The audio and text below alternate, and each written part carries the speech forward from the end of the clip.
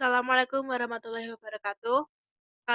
Kami dari kelompok 2 akan membawakan materi presentasi tentang perkembangan otak anak sesuai dengan kemampuan berbahasanya.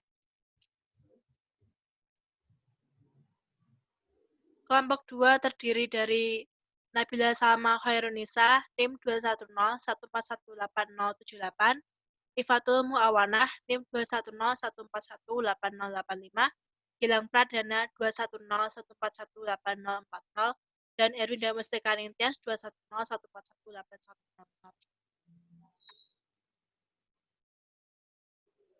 1. Faktor neurologis pada bahasa.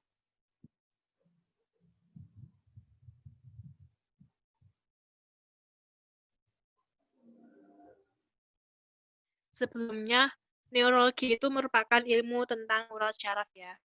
Neurologi mempunyai kaitan erat dengan bahasa karena kemampuan manusia berbahasa ternyata bukan hanya karena lingkungan tetapi karena kodrat neurologis yang dibawanya sejak lahir.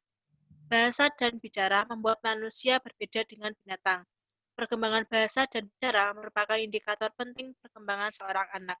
Perkembangan ini sangat sensitif terhadap gangguan di perkembangan bidang lain, yaitu bidang kognitif, sensorik, psikologik, emosional, dan keadaan sekitarnya. Becker 1981.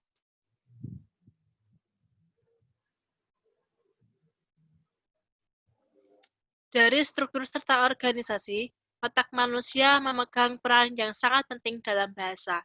Apabila input yang masuk adalah dalam bentuk lisan, maka bunyi-bunyi itu ditanggapi di lobe temporal, khususnya oleh korteks primer pendengaran. 2. Evolusi otak manusia.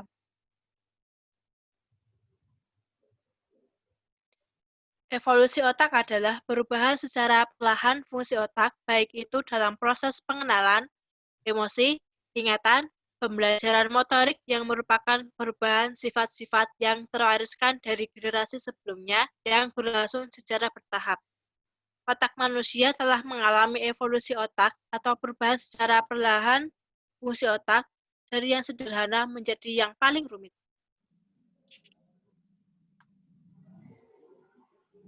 3. Perkembangan otak pada anak.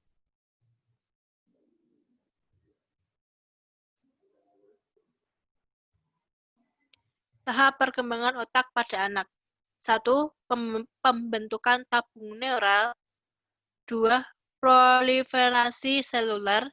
3. Perpindahan seluler. 4. Diferensiasi seluler. 5. Bertambahnya sinaps. 6. Eliminasi selektif. Tahap 1-4 terjadi pada masa kandungan dan tidak dipengaruhi oleh dunia luar. Sedangkan tahap 5 dan 6 berlangsung terus setelah lahir dan dipengaruhi oleh keadaan sekitarnya. Goodman 1987.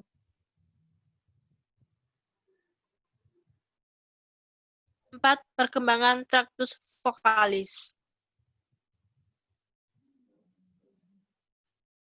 Kemampuan untuk mengubah bentuk dan mengatur tekanan glotis melalui pengendalian pernafasan membutuhkan suatu penyesuaian yang rumit dan dari otot farinks, pita suara, dan otot pernafasan.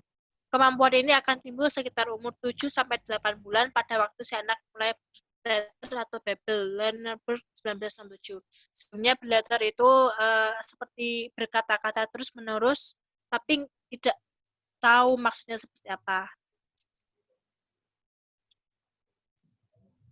Selanjutnya yang kelima, perkembangan artikulasi. Kemampuan mengeluarkan bunyi bicara atau speech sound sangat tergantung pada faktor perkembangan. Pada umumnya, umur 3 tahun sudah dikuasai konsonan M, P, T, K, dan F. Sedangkan bunyi L dan S baru diucapkan dengan sempurna pada umur 8 tahun. Surley dan Sheldon 1983. Pada umur 2 tahun, 50% bicaranya sudah dapat ditangkap. Dan baru sekitar umur 4 tahun, seluruh pembicaraannya dapat dimengerti. Keenam, perkembangan bahasa dan bicara. Proses perkembangan bahasa lisan dan tulisan. 1. Fonologis, mengenal dan memproduksi suara. 2. Semantik, pengertian kata-kata. 3. Sintaksis, pengaturan kata untuk membentuk kalimat. Selanjutnya, perkembangan bahasa menurut Mick Lepus, 1964. Dari umur 0 sampai 9 bulan, mulai mendengar dan mengerti. Inner language mulai berkembang. Sampai 2 bulan, mulai berbahasa reseptif auditorik, belajar mengerti yang dikatakan, dan belajar meniru kata yang didengar. Umur sampai 7 tahun, mulai berbahasa ekspresif, auditorik, dan terjadi perkembangan bicara dan kosakata 3.000 kata. 6 tahun dan seterusnya, mulai berbahasa ekspresif dan reseptif visual atau membaca dan menulis. Belajar membandingkan bentuk tulisan dan bunyi kata. Selanjutnya yang ketujuh adalah gangguan bahasa. Deteksi gangguan bahasa. Gangguan bahasa dapat terjadi pada manusia yang disebabkan oleh banyak hal. Pada umumnya, gangguan terjadi disebabkan ada suatu masalah pada perkembangan otak sehingga berpengaruh pada kemampuan berbahasa yang dimiliki. Deteksi dan penanganan dini pada balita dengan disfasia development dapat mencegah timbulnya disleksia pada usia sekolah. Rapin 1988. Pedoman menilai keterlambatan bicara anak. Anak berusia 10 bulan belum meleter. Anak berumur 18 bulan yang belum dapat mengeluarkan beberapa patah kata yang berarti. Anak berumur 2 tahun yang belum dapat merangkai 2 kata dan belum memiliki beberapa puluh kosakata. Selanjutnya, macam gangguan bahasa, retardasi mental. Retardasi mental merupakan gangguan perkembangan otak yang ditandai dengan kemampuan mental atau inteligensi di bawah rata-rata. Gejala retardasi mental yaitu anak sering berputar-putar, duduk berdiri, terlambat berjalan, memiliki gangguan dalam berbicara, lamban mempelajari suatu hal, kesulitan mengingat barang, dan kesulitan berhubungan dengan orang lain. Selanjutnya, gangguan pendengaran. Gangguan pendengaran ini sering disebabkan oleh prematuris, meningitis, peradangan telinga setengah, dan cerebral palsy. Gangguan pendengaran tentu dapat mempengaruhi kemampuan berbicara dan perkembangannya. Bila tidak diusahakan dalam pelatihan berbicara, akan ada kemungkinan anak tidak dapat mengembangkan kemampuan berbicaranya dan akan kesulitan berbicara hingga besar. Selanjutnya, disfasia.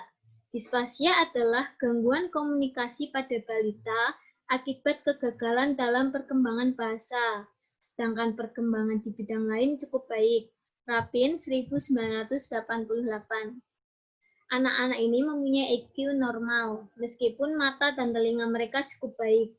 Penyebabnya mungkin adalah berbagai disfungsi otak, sehingga didapati gangguan dalam pengertian, pengolahan, dan produksi bahasa.